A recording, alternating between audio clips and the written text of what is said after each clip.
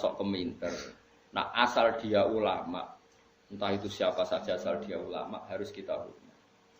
Gua hormat sekali sama Mbak Mun ya hormat, sama Mbak Habib Lutfi ya hormat, sama Pak Quraisy ya hormat. Asal dia orang alim alama pasti bacanya banyak, pertimbangannya banyak. Kecuali dia alim itu aku gak percaya. Tapi beliau-beliau itu kan orang alim.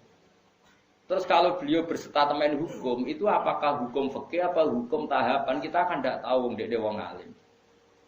Kadang wong alim fatwa itu hukum tahapan, bukan hukum sebenarnya. Misalnya gini, orang Indonesia itu rata-rata cara berpakaian gitu. Terus diputuskan bilang nggak apa-apa. Ternyata bilang nggak apa-apa itu dalam proses tahapan, bukan hukumi yang sebenarnya. Saya tak contohnya paling gampang. Ben kowe roh ngaji, ojo sidik-sidik nyalano wong. Rasulullah itu pernah ditanya orang, ya Rasulullah, saya ini mau masuk Islam.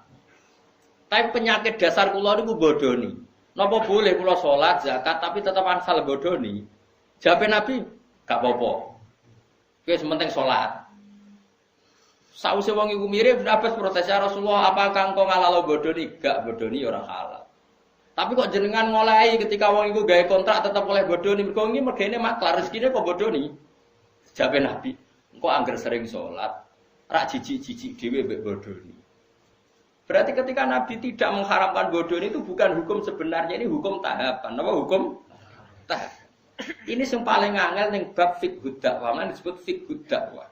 Ada hukum itu tidak sebenarnya, tapi itu tahapan. Misalnya aku ketemu cah Jakarta, mondok ning nggonku misalnya, cah wedok, biasanya katokan cekak. Tak kon jilbaban langsung kangelan. Kira-kira tak kon ya wis celananan nduk, celananan. Mergo pikiranku lumayan ora katokan cekak. Terus ning atiku mesti jilbab menyusul kan ngono. Bukan darani celananan itu hukum sebenarnya, ini hukum tahapan. Saiki kowe nglatih cah cilik poso, langsung maghrib tak beduk. Beduk. Terus pun, wah ini ajaran sesat, poso setengah hari. Cek seneng drengki mbek wong. Iku jenenge hukum tahapan, tidak hukum sebenarnya. Mulane kula sing penting asal sing ngomong wong alim saleh. Tak baleni nek wong alim saleh. Saleh tok ora alim ora cukup. Mergo ilmune ra akeh. Alim tok ora saleh ya fasik jenenge alim ora saleh ya kacau juga. Lah titenane piye yo? Lagi alim tok ora. Nah alim titan-titani dhewe biji-biji dhewe.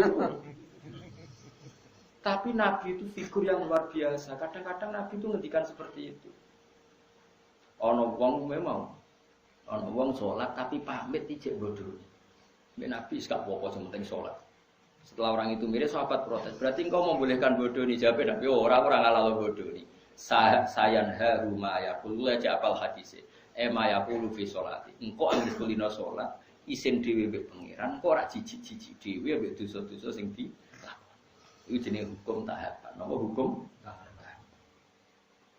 Mane masyhur cerita teng Lirboyo. Ada seorang Gus no akal, senengane pacaran. Kiai ini kakuati mendingin. Ini kisah nyata. Wong iku ya keluargane sing nakal. Dong, kowe pacaran lah, anggere iso maca Sahih Muslim.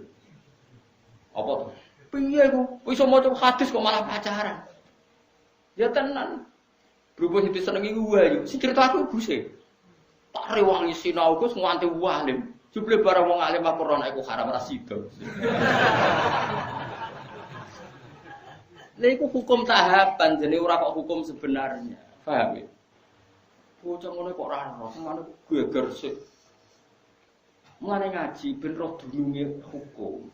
Hukum fikih apa hukum tahapan? Nak hukum fikih ya permanen, nak hukum tahapan ini tadrij fi sunnah, tahapan mendidik sunnah. Tentu ada apa? Tahapannya. Tapi tahapan ini tidak menjadi hukum fikih, jenenge fiqh dakwah. Bukan fiqhul ahkam tapi kok fiqh dakwah. Ya tapi mau ngaji ini wis jarang.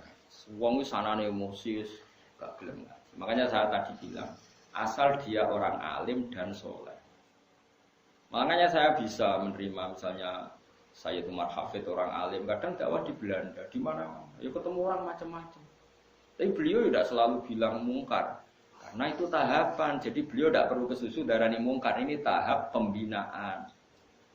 Dan bina wong Belanda cek katokan cekak kau sampura tong wedok-wedok terus kon Islam. Ayo jilbaban, ayo cadaran, yo melayu. Ya mesti ada urutannya, tauhid dulu, setelah tauhid ini, setelah. Nah itu menjadi fiqh dakwah bukan menjadi fiqhul ahkam. Paham ya? Mulane ngaji ben roh duduk perkara. Lah Rasulullah itu sering melakukan itu. Paham ya? Jadi makanya kalau ada orang ngomong tentang perempuan itu boleh memperlihatkan sesuatu yang menjadi kesehariannya. Itu tentu tafsirnya itu macam-macam. Orang boleh berekspresi macam-macam, tapi tentu kita cari yang selamat. Kayak adat-adat kita sudah selamat ya sudahlah, pokoknya jilbaban, sing ketok wajah tok ben bojone ra kliru. Ya sudah itu sudah lumayan. Tapi apakah cadaran boleh ya boleh. Tapi kendaraan wajib ya nanti dulu. Madzhab Abu Hanifah tidak mengatakan wajib. Abu Hanifah ya wong alim Allah. Ya biasa wae. Karena aku takoki. Lah apa blodor iku oleh ya ora oleh. Tapi kowe iso ngatur wong sak Indonesia. Kowe muni haram utawa sapa wong mendo kabeh. Wong ora melok nglakoni. Malane cara kula kita dilatih dengan fiqh dakwah. Sebaiknya sing lagi blodor diajarkan ke yang tidak blodor. Wis ngono tok. Isane opo? Wama apa dawe kanjeng dawe pangeran lasta alaihim bimusaitir. Nabi sendiri tidak bisa menguasai orang karena diusahakan sesuatu dilakukan dengan kesadaran. Mana ana ayat wala yudina zinatahunna illa ma dzahara minha. Itu koma dzahara wis pokoke. Pokoke cara kula sanut guru, anut wong alim-alim serausan. Cuma kalau ada fikih kontroversi itu sampean harus ikut saya. Apakah itu fiqhul ahkam? Apakah itu fiqhul dakwah? Kalau fiqhul ahkam ya final. Kalau fiqhul dakwah itu tahapan, apa? Tahapan. Ya mau misalnya kita ponaan ke Jakarta, cekatokan cekak rajin dakwah. Mungkin tahapan kamu pertama kan yang mendesak pencelananan pan. Kan enggak mungkin tahapan pertama langsung jilbaban. Tapi ketika kowe darah nduk yang penting celananan, itu bukan berarti celana itu sudah sempurna.